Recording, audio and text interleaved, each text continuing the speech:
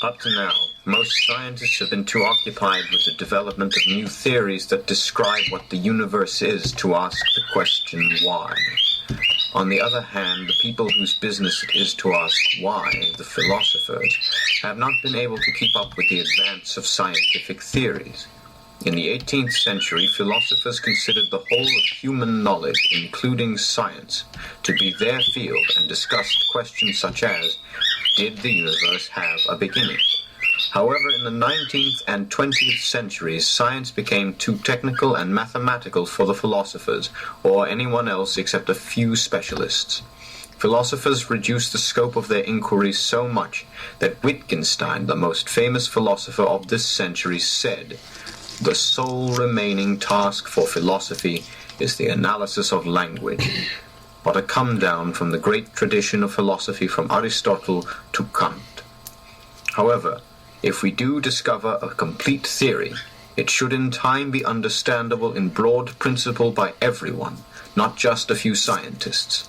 Then we shall all, philosophers, scientists, and just ordinary people, be able to take part in the discussion of the question of why it is that we and the universe exist. If we find the answer to that, it would be the ultimate triumph of human reason, for then we would know the mind of God. I don't think so. What's on your mind, Mr. God? Philosophers are arrogant. Aren't philosophers arrogant?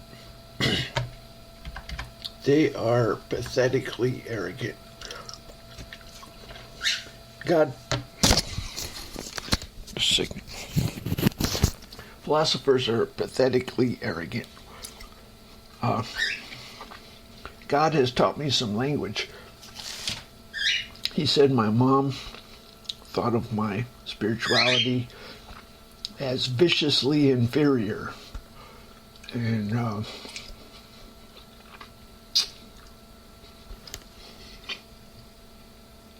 God comes up with some really cool language. Anyway, let's go to the random number site.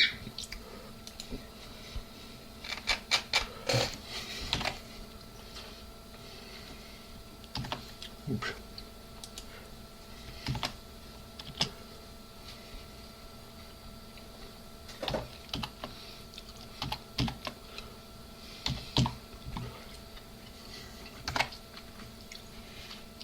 Let such an one think this, that, and such as we are in word by letters when we are absent.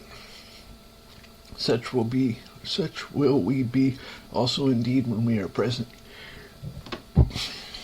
For we dare not make ourselves of the number or compare ourselves with some that commend themselves, but they, measuring themselves by themselves, in comparing themselves among themselves, are not wise. But we will not boast of things without our measure, but according to the measure of the rule which God hath distributed to us, a measure to reach even unto you. For we stretch not ourselves beyond our measure, as though we reach not unto you.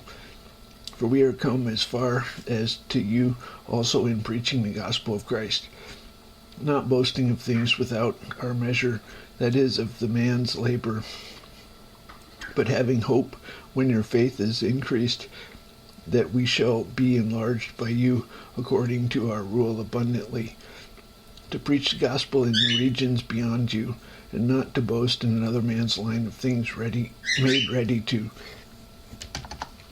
Woo-hoo. I did a miracle.